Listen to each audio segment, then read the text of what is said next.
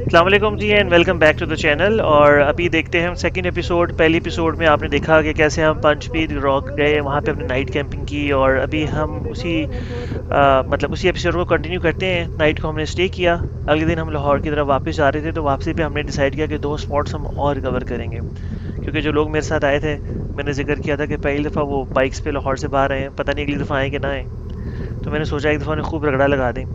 तो रगड़ा लगाते हुए पहले हम जा रहे हैं अभी रोहतास फोर्ट। रोहतास फोर्ट में कोई 5-6 साल पहले आई गेस गया हूँ।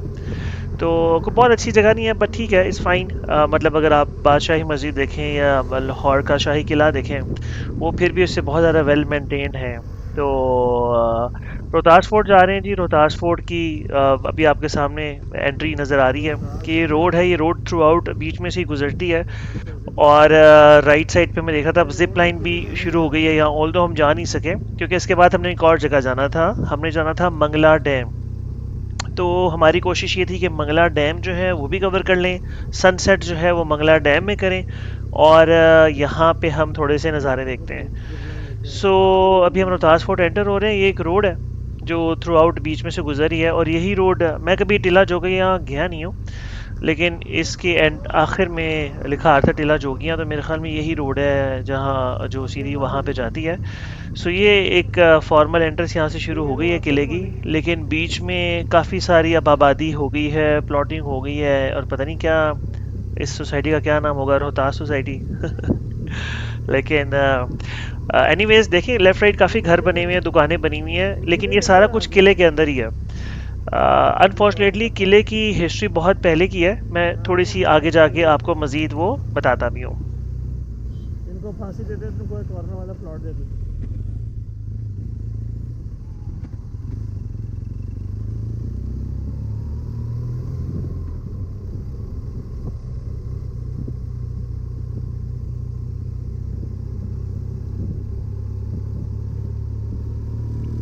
अच्छा जी, किला रोहतास की थोड़ी सी हिस्ट्री मैं आपको गाइड करता चलूँ कि किला रोहतास जो है वो 1541 से लेकर 1548 के बीच में बना था, और शेर शाह सूरी ने जो है इस पर तामीर करवाया था, जब उन्होंने एक मुग़ल बादशाह हुमायूं को शिकस्त दी थी। और इस किले के बनाने के तीन बड़े उनके मोटिव थे, मकसद थे। पहला था कि हुमायूं को वापस आने से रोका जाए इंडिया, क्योंकि तभी सारा इंडिया में आता था। हुमायूं उस वक्त भाग के ईरान चले गए थे। और जो गखड़ एक कबीला था उसको कंट्रोल करने के लिए, और जो जीटी रोड है जो, उसको महफूज रखना, क्योंकि तब भी ये जो रास्ता है ये ट्रेड के लिए होता था। सो किला रोहतास जो है यूनेस्को वर्ल्ड हेरिटेज की एक साइट है, और इसकी ऊंचाई और मजबूत दीवारों की वजह से ये मशहूर है। जिस तरह कि आपने शुरू में भी देखा है, आगे जाके भी आपको दिखाएंगे, काफ़ी ऊंची ऊंची दीवारें हैं इसकी, और इनकी हाइट जो है वो तकरीबन 60 फीट तक ऊंची है और 12 फीट तक चौड़ी है। ठीक है, तो चौड़ाई भी देखें कितनी है। ये किला जो है, ये इसके 12 बड़े दरवाजे थे। अब शायद आपको दो चार ही नजर आए जिस तरह से जो इसकी हालत है। ठीक है, और कुछ इसके गेटों के नाम, एक सहगल गेट था, एक काबुल गेट था, और एक तलाकी गेट था। इसकी क्या रीज़न थी ये, आई एम सॉरी, मुझे इसकी हिस्ट्री नहीं पता। और ये है कि दिलचस्प बात ये है कि ये किला जो है ये जंग के लिए बनाया गया था, लेकिन इस पे अभी तक कोई भी जो है वो जंग लड़ी नहीं गई है। सो ये थोड़ी सी ब्रीफ हिस्ट्री है किले की। मैंने सोचा था कि मैं आपको थोड़ा सा बता दूं कि क्या इसकी हिस्ट्री है। ऑल द हिस्ट्री बड़े मज़े की है, लेकिन यहाँ पे मुझे कोई उस तरह से लिखी हुई दिखाई नहीं गई, और ना ही इसको उस तरह से प्रिजर्व किया गया। लेट्स होप कि जो गवर्नमेंट है या जो भी मुतलका इदारे हैं इसको हेरिटेज की साइट पे जो है इसको रिजर्व करें, ताकि मज़ीद टूरिस्ट यहाँ पे आ सकें और लोकल्स के लिए भी थोड़ा सा फ़ायदा और रेवेन्यू आए।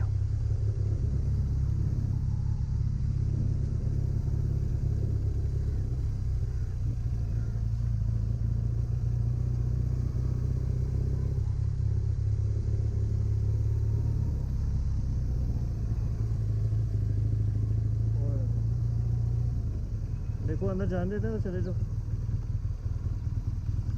बैठो साहब।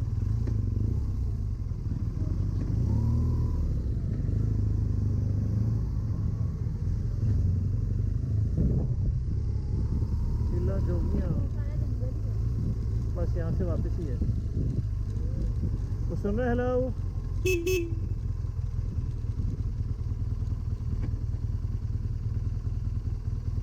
आगे ना टीला जोगी है, तो वापस उधर ही चलते हैं।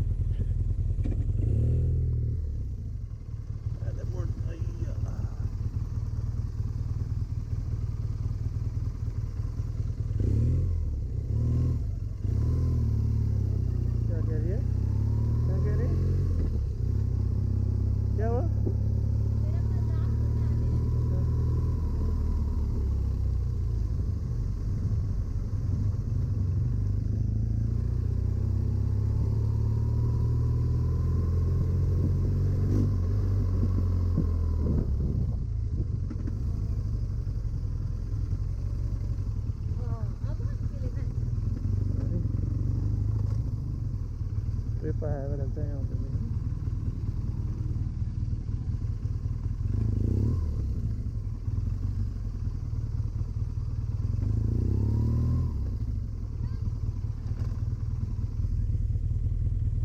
चलो देखें तो जगह है, लग जाएगी कि नहीं?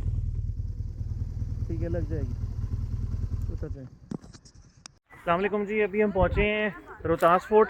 रोहतास फोर्ट मैं ख़ुद बहुत पहले आया हूँ, मेरे ख्याल में को 5-6 साल हो गए हैं। तो अब यहाँ पे आए हैं दोस्तों के साथ। तो यहाँ पे भी पार्किंग है मेरे पीछे जो आपको नज़र आ रही होगी। और अभी अंदर चल के आपको दिखाते हैं। हमारे साथ 2 दोस्त थे, वो थके थे, वो कहते हैं कि हम लाहौर जाएंगे डायरेक्टली। तो वो जा रहे हैं जी टूवर्ड्स लाहौर, और हम अभी थोड़ी देर यहाँ पे रुकेंगे और उसके बाद फिर हमारा प्लान है कि हम मंगला में सनसेट देखें। मंगला में सनसेट देखें और फिर उसके बाद जो है फिर रात को लाहौर पहुँच जाएंगे। It's fine. तो ये मामलात हैं। अभी यहाँ पे सारे अपना सामान वगैरह पैक करें और फिर आगे चलते हैं। जी आयशा, कैसा जा रहा है सफ़र? मज़ा आ रहा है? माशाल्लाह, आउटस्टैंडिंग बहुत। सहमा आप बताएं, सहमा को कोशिश करें पहचानने की।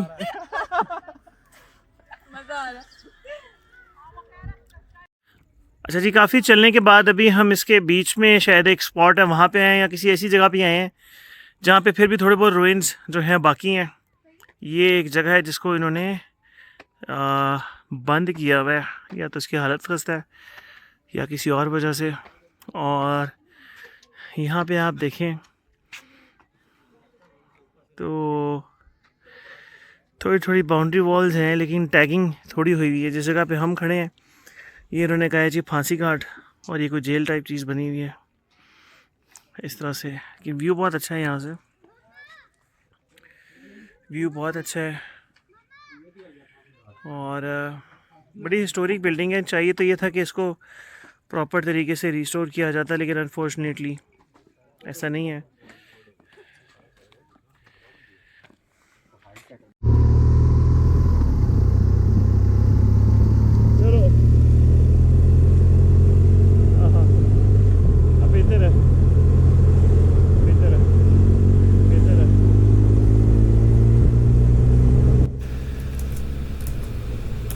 अच्छा जी, अब हम जा रहे हैं टूवर्ड्स मंगला डैम, मीरपुर। थोड़ा सा मैं आपको मीरपुर की भी और मंगला डैम की भी हिस्ट्री बताना चाहता हूँ। मंगला डैम जो है जी वो दरियाए जेहलम पे वाक़या है, ठीक है। और ये आज़ाद कश्मीर में एक जगह है मीरपुर, जैसा कि मैंने आपको बताया था, वहाँ पे हम जा रहे हैं। ये वहाँ पे वाक़या है 1960 में सिंध ताज का मुआहदा हुआ था, जिसके बाद पाकिस्तान को जेहलम और चनाब के दरियाओं के इस्तेमाल के हुक्म मिले थे। ऑल्दो अब आपको पता है कि रिसेंट जो जंगें हुई हैं उसमें भी इसी मुआहदे को लेकर कुछ मामलात और चीज़ें चलती रहती हैं। और ये डैम की तामीर जी 1961 में शुरू हुई थी और 6 सालों में 1967 में मुकम्मल हो गई थी। उस ज़माने के हिसाब से देखा जाए तो मेरा तो व्यू ये है कि फिर भी कंसिडरिंग के 6 साल में कंप्लीट हो जाना विच इज़ वेरी गुड। अच्छा, इसकी जो लंबाई है ना, लंबाई वो तकरीबन 3140 मीटर है, तकरीबन समझ लें 3 किलोमीटर से कुछ ज़्यादा, और ऊंचाई 147 मीटर है इसकी, ठीक है। और ये जो डैम बना था इसका बुनियादी मकसद ये था कि पानी को ज़ख़ीरा किया जाए ताकि इसको इस्तेमाल में लाने के लिए था। बेसिक पर्पस ये था इसका कि इस्तेमाल में लाएँ, खेती बाड़ी में, इलाकों को सैराब करने के लिए, घरों में इस्तेमाल करने के लिए। लेकिन इसका एक और मकसद भी था कि इससे बिजली पैदा की जा सके। और तकरीबन ये जो डैम है इसकी कैपेसिटी है तकरीबन 1000 के करीब मेगावाट बिजली ये बना सकता है। और एक और इसका मकसद ये है कि जो मानसून में जो बारिशें होती हैं उसके पानी को ये रिज़र्व कर लेता है, जिसकी वजह से सैलाब का जो डर है वो काफ़ी हद तक कम हो जाता है। और ये है कि जब ये डैम बना था तो तकरीबन 280 के करीब गांव थे, जिसमें मशहूर एक मीरपुर है और एक डडियाल है जो ज़ेरे आब आ गए थे, ठीक है, जिसकी वजह से तकरीबन 1 लाख से ऊपर अफराद थे बेघर हो गए थे। और फिर ये प्रोसेस शुरू हुआ था कि बरतानिया के साथ मिलकर उनको यूके की जो है नेशनलिटी दी गई थी। और आजकल भी वो कम्युनिटी हमारी अभी तक वहाँ पे और काफ़ी एक्टिव है। अक्सर देखते हैं मीरपुरी के कोई ना कोई घर में कोई ना कोई जो होता है वो यूके गया होता है। तो ये बेसिकली हिस्ट्री है। एक और मज़े की बात यह है कि 1971 में जब पाकिस्तान और इंडिया की जंग हुई थी तो इंडियन एयरफोर्स ने इस पर बमबारी की थी। जैसे कि इस दफ़ा भी उन्होंने नीलम झेलम डैम पे कोशिश की है। तो शुरू से ही आपको पता है कि इंडियन हमारे कितने बेस्ट फ्रेंड हैं तो एक हिस्ट्री उनकी रही हुई है। एनीवेज, लेकिन वो कुछ ज़्यादा नुकसान उसमें नहीं हुआ था, और उसकी जो है वो मरम्मत वगैरह हो गई थी। और ये है कि इसमें 2004 में ना डैम में दोबारा काम किया गया था इसकी ऊंचाई बढ़ाने का, जिसका मकसद ये था कि ताकि इसमें मज़ीद पानी स्टोर किया जा सके। और इसकी बुलंदी जो है वो तकरीबन बढ़ गई थी, और बढ़ने के बाद इसकी जो गुंजाइश है उसमें भी इजाफा हो गया था। और अक्टूबर में जो अभी रिसेंटली बारिशें हुई हैं उसमें डैम की सतह में रिकॉर्ड इजाफा हुआ था, 1242 फीट तक पानी ऊपर पहुंच गया था, जो कि इसकी हिस्ट्री में कभी भी ऐसा नहीं हुआ। सो ये थोड़ी सी हिस्ट्री थी, मैंने कहा चलें आपको सफ़र दिखा रहे हैं तो साथ साथ थोड़ा सा आपको इस बारे में बताएं भी।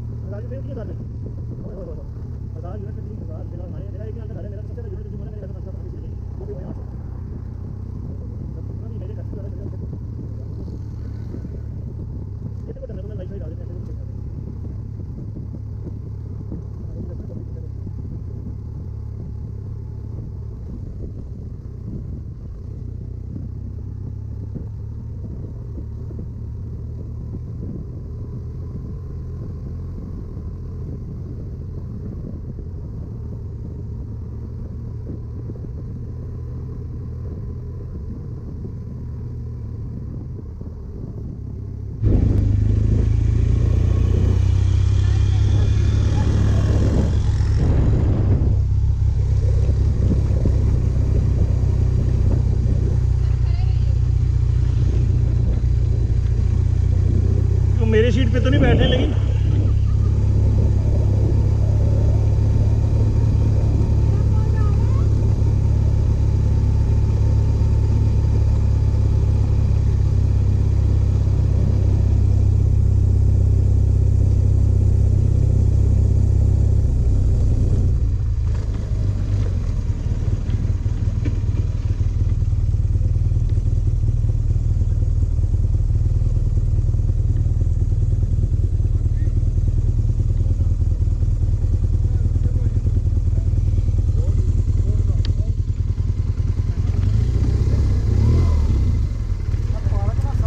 अच्छा जी, अभी हम मीरपुर आज़ाद कश्मीर में आ गए कि जहाँ से आप लोगों ने देखा होगा कि सफ़र कितना अच्छा रहा है और रोड भी बहुत अच्छी बन गई है। मैं आई बिलीव कि कोई 15 साल बाद यहाँ पे आया हूँ। मेरे पीछे सारा आपको डैम नज़र आ रहा होगा, और इस साइड पे पुरानी सिटी है और आगे नई सिटी है। मेरे यहाँ पे दोस्त है बड़े अच्छे, मून भाई, वो हमें थोड़ा सा टूर दे रहे थे, और वो मुझे बता रहे थे कि यहाँ पे जो है पहले एक पुराना मीरपुर सिटी था, फिर एक नया मीरपुर सिटी आया, अब सबसे नया या इस तरह करके मीरपुर सिटी हो गया। अच्छा, मीरपुर से ना मेरी कुछ यादें वाबस्ते हैं। एक बचपन में छोटी छोटी यादें होती हैं ना, जो नॉस्टैल्जिया जिसे हम कहते हैं, वो चीज़ें ना मुझे वापस आ रही हैं। आई रिमेंबर यहाँ पे मैं रहा हूँ, शायद मैं 5 साल का था या 6 साल का था, और मैं यहाँ पे आता था। और मेरे पीछे जो जगह मैं आपको दिखाता हूँ जहाँ पत्थर से हैं और जहाँ पे लोग आते हैं। So I remember when I was young, तो हम जब यहाँ पे आते थे अपने पेरेंट्स को कहता था कि हमने पत्थरों वाली जगह पे जाना है। ये छोटे थे, पता नहीं था कि किस चीज़ को किस तरह से बुलाना है। तो यहाँ पे आगे ना मेरे माइंड में वो चीज़ें आ गई हैं कि पत्थरों वाली जगह पे जाना है, क्योंकि ये सब देख के ना मुझे वो याद आ गया। ये पूरा पैसेज है जो आगे तक जाता है, अगर मैं आपको दिखाऊं तो कोशिश करते हैं थोड़ा यहाँ भी आगे चल के देखते हैं। और अगर आपने बोटिंग करनी हो तो बोटिंग के लिए भी नीचे सारा निज़ाम जो है मौजूद है। अभी हम कोशिश ये करेंगे कि यहाँ पे हम सनसेट देखें, और कोशिश करेंगे कि सनसेट देख के जाएं। देखें, लोग बोटिंग भी कर रहे हैं, और अभी थोड़ी देर में सनसेट उम्मीद है यहाँ से नज़र आएगा। सो ये जो सारा रास्ता है, ये सारा मैं कोशिश करता हूँ आपको जितना दिखा सकूँ। ये पूरा पैसेज जा रहा है, ठीक है, और ये रोड से थ्रू आउट यहाँ तक आप जा सकते हैं। Here you go। बहुत दूर है, अभी सनसेट हमने यहाँ से कवर करना है, इसलिए हम वहाँ तक नहीं जा रहे हैं। सो ये एंड पॉइंट है इसका, यहाँ पे जाएंगे तो क्या ही बात है, पर वी हैव लेस टाइम, सो हम यहाँ पे नहीं जा रहे, तो हम आपको यहाँ से ही सारे मामला दिखाते हैं। यहाँ से देखें कितना अच्छा व्यू आ रहा है। रोड बड़ी अच्छी बन गई है सारी। ये रोड बनी हुई है जिससे हम आए हैं, 2 वे रोड है थ्रू आउट। और अभी थोड़ी सी पास जाके जो जैसे हम व्यू पॉइंट पे आए हैं, थोड़ी सी ये पैचेस हैं, लेकिन रोड थ्रू आउट बहुत अच्छी है। और यहाँ पे बच्चों का जो आइलैंड सा भी बना हुआ है। और पीछे अगर आप देखें तो ये आबादी, मैं कहता हूँ यहाँ पे क्या व्यू आता होगा। ये जो लोग यहाँ से देखते हैं उनको क्या व्यू आता होगा। So amazing amazing. अच्छा जी, सनसेट आपको दिखाते हैं मंगला में। देखते देखते सूरज हमारे नीचे जा ही जा रहा है। और देखें जी कितना खूबसूरत है माशाल्लाह। अभी आप देखें बादल जो हैं वो सूरज की टॉप पे हैं और आहिस्ता आहिस्ता पहाड़ को टच कर रहा है। आई एम सॉरी, मेरे पास ट्राईपॉड नहीं है और मेरे हाथ इतने स्टेडी नहीं हो पा रहे कि मैं आपको दिखाऊं। आई विश ट्राईपॉड मैंने कैरी किया होता।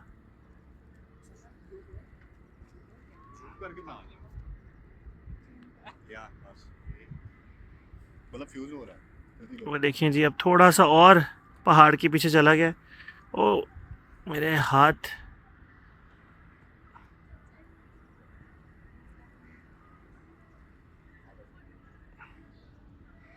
माशाल्लाह माशाल्लाह। देखिए पता चल रहा है ना कि फिर दुनिया घूमती है।